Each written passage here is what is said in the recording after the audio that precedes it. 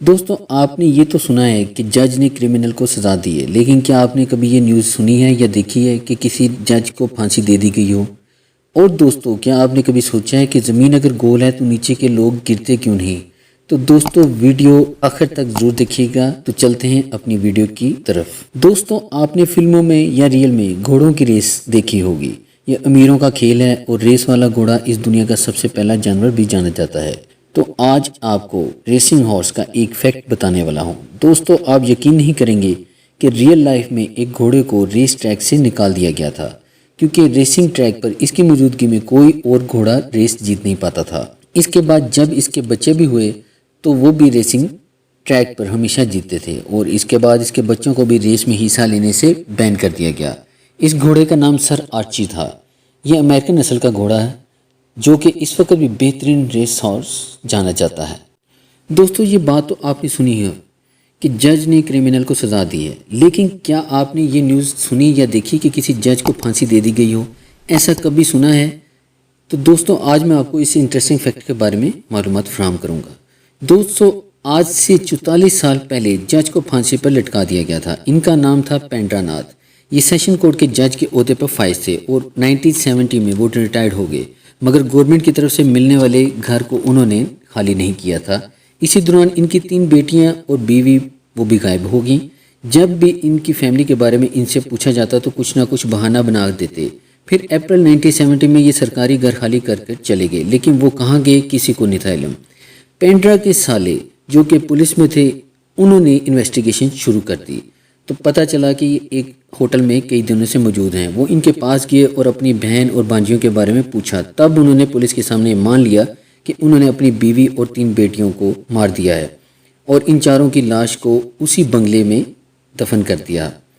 انہیں وہیں پہ اریسٹ کر لیا گیا اور یہ کیس کم سے کم 1 سال تک چلا اور عدالت نے پینڈرا کو پھانسی کی سزا سنا دی اور 14 فروری 1976 میں اپنی بیوی اور بیٹیوں کے قتل میں پھانسی پر لٹکا دیا گیا۔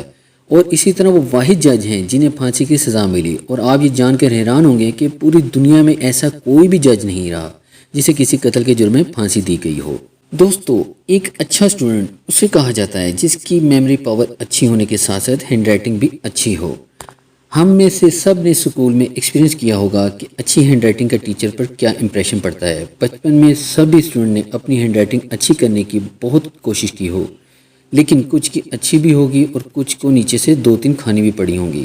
ایسے میں دوستو آج آپ کو ایسی بچی کی ہینڈ رائٹنگ کے بارے میں بتانے جا رہا ہوں جس کی ہینڈ رائٹنگ نے کمپیوٹر فونٹ کو بھی پیچھے چھوڑ دیا ہے، جو کہ کلاس 8 کی طالب علم ہے۔ دوستو یہ جو آپ ہینڈ رائٹنگ دیکھ رہے ہیں یہ نیپال میں رہنے والی ایک اسٹوڈنٹ جس کا نام پراکریتی ہے، اور اس کی ہینڈ رائٹنگ کو دنیا کی سب سے خوبصورت ہینڈ رائٹنگ کہا جاتا ہے۔ اور اس کی ہینڈ رائٹنگ دیکھنے کے بعد اس بات میں فرق کرنا مشکل ہو جاتا ہے کہ یہ واقعی ہاتھوں سے لکھا ہو ہے یا کسی کمپیوٹر کا فونٹ ہے۔ خیر آپ بتائیں اسکول کے پیریڈ میں ہینڈ رائٹنگ کے معاملے میں کتنی پنشمنٹ کھا چکے ہیں، ہمیں بھی ضرور بتائیے گا۔ دوستو کیا آپ نے کبھی سوچا ہے کہ اگر زمین گول ہے تو نیچے کی طرف رہنے والے لوگ گرتے کیوں نہیں؟ یہ تو سنا ہی ہوگا what goes up must come down، مطلب کہ جو بھی اوپر جاتا ہے اسے نیچے ضرور آنا ہوتا ہے۔ اس سے فرق نہیں پڑتا کہ آپ کتنے ہی زور سے کرکٹ کے گراؤنڈ میں چھکا لگاتے ہیں، آپ کبھی بھی اسپیس میں بال نہیں بھیج سکیں گے۔ تو آپ کو بتا دیں کہ سب کچھ گریویٹی کی وجہ سے ہوتا ہے۔ اگر کوئی لوہے کا پیس میگنیٹ سے چپکا ہو تو لوہا کسی بھی سائڈ پر ہو ہمیشہ میگنیٹ سے چپکا ہوگا۔ اسی طرح زمین بھی ایک میگنیٹ کی طرح کام کرتی ہے اور باقی سب چیزیں لوہے کی طرح کام کرتی ہیں۔ تو انسان کسی بھی ڈائریکشن میں کیوں نہ ہو ہم ہمیشہ زمین سے میگنیٹک فورس سے جڑے رہتے ہیں۔ گریویٹی ہر چیز کو زمین کے سینٹر کی طرف اٹریکٹ کرتی ہے۔ سب پلینٹ سورج کے ارد گرد اسی گریویشنل فورس کی وجہ سے گھومتے رہتے ہیں۔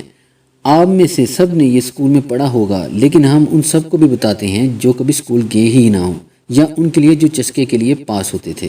دوستو سورج صبح میں ریڈ ہو جاتا ہے، کیا آپ جانتے ہیں کہ اس کے پیچھے کیا وجہ ہے؟ لائٹ میں 7 کلرز ہوتے ہیں، یہ تو آپ کو پتہ ہی ہوگا۔ اس کلر کی اینڈنگ اسٹرنگ پر ریڈ کلر ہوتا ہے۔ جب سورج آسمان پر ہوتا ہے تو تب آپ کو 7 کلرز نظر آتے ہیں، لیکن صبح اور شام سورج کا جو ڈسٹنس ہوتا ہے وہ اس جگہ سے بڑھ جاتا ہے جہاں سے آپ اسے دیکھتے ہیں۔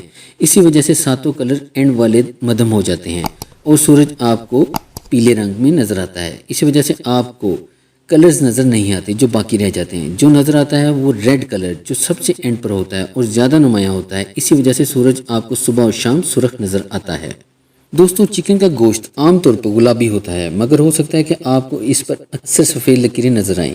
अगर आपने कभी उनको देखा है तो हो सकता है कि जहन में ख्याल आया हो कि ये क्यों मौजूद हैं। चिकन के गोश्त में इन लकीरों की मौजूदगी हमारे अंदाज़ों से ज़्यादा संगीन हो सकती है। जिस चिकन के गोश्त में ये लकीरें होती हैं इसमें चर्बी आम मामूल से ज़्यादा होती है, बल्कि मामूल की चर्बी से 224% ज़्यादा हो सकती है। मुहक्किकीन का मानना था कि ये लकीरें मुर्गियों को पालने की नई तहकीक का नतीजा हो सकती हैं, जिसके ज़रिए चिकन के तेज़ तरीन नशोनुमा को यकीनी बनाया जाता है, जबकि मामूल से ज़्यादा जिसामत बढ़ाई जाती है। तहकीक के मुताबिक 50 साल के मुकाबले में अब चिकन का वज़न लगभग 2.5 किलो ज़्यादा होने लगा है, और इस मकसद के लिए परिंदों को ज़्यादा तवाने वाली ग़िज़ा का इस्तेमाल कराया जाता है, जिसमें अक्सर सप्लीमेंटल पोल्ट्री ऑयल की मकदार बहुत ज़्यादा होती है। चूँकि चिकन के सीने का गोश्त बहुत ज़्यादा इस्तेमाल होता है तो इसलिए इन टेक्निक्स का इस्तेमाल भी बहुत ज़्यादा होता है, जिसके नतीजे में परिंदों में मसल्स की बीमारी का मसला आम है, जिससे गोश्त घट जाता है जबकि चर्बी बढ़ जाती है, जो कि सफ़ेद लकीरों की सूरत में ज़ाहिर होती है। गुज़रे बरसों के दौरान चिकन के गोश्त में ग़िज़ाइयत की कमी आई है और इन खदशात को तक़वियत मिली है कि ये सफ़ेद लकीरें बतदरीजन प्रोटीन की मकदार में कमी करती हैं। ताहम मुहक्किकीन इस हवाले से यकीनी तौर पर कुछ कहने से कासिर रहे। वैसे सफ़ेद लकीरों वाला गोश्त खाने के लिए मुफीद माना जाता है, मगर इसका जायका बहुत अच्छा नहीं होता क्योंकि वो गोश्त ज़्यादा सख्त होता है, जायका कम और ज़्यादा अच्छी तरह मैरिनेट भी नहीं हो पाता। दोस्तों उम्मीद करता हूँ कि आज की मेरी इंटरेस्टिंग वीडियो आपको बहुत ही पसंद आई होगी। मेरे चैनल को सब्सक्राइब करें और साथ में मौजूद बेल आइकन को लाजमी प्रेस करें ताकि हर नई आने वाली वीडियो आप तक पहुँच सके। अल्लाह हाफिज़।